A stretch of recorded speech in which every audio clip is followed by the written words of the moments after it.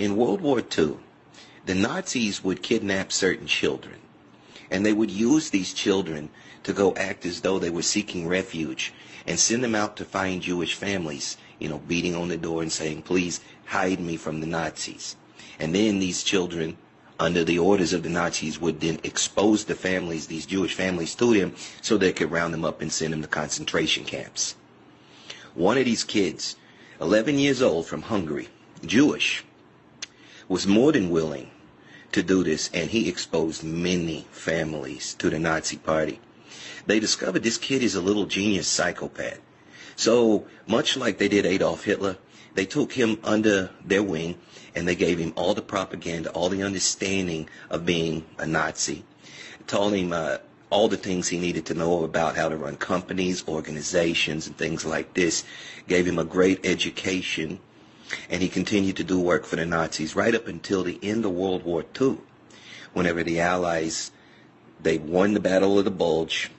Hitler kills himself. Actually, he didn't kill himself. He flew to Argentina. This was all part of the plan. This was contingency.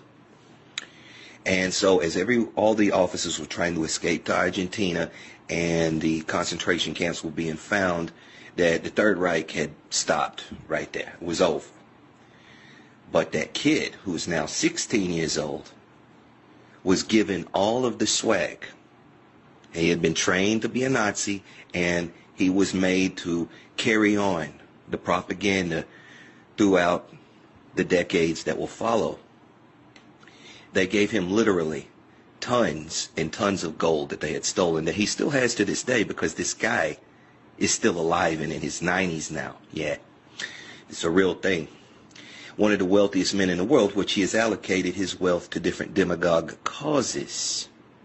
Yes, and there's several organizations in this United States that you readily know that are championed by the mainstream media that he directly funds and founded. Yeah, not common knowledge. It should be. It's right in your fucking face, but no one knows. And it's ridiculous that no one knows this. Well, so few people know this.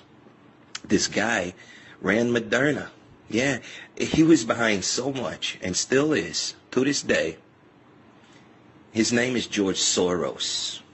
Of course, that wasn't his birth name. He changed it to that. But yeah, a Jewish Hungarian Nazi who is there to help his constituents and all the people in the cabal take over the fucking world. Yeah, under the ideology of Nazism.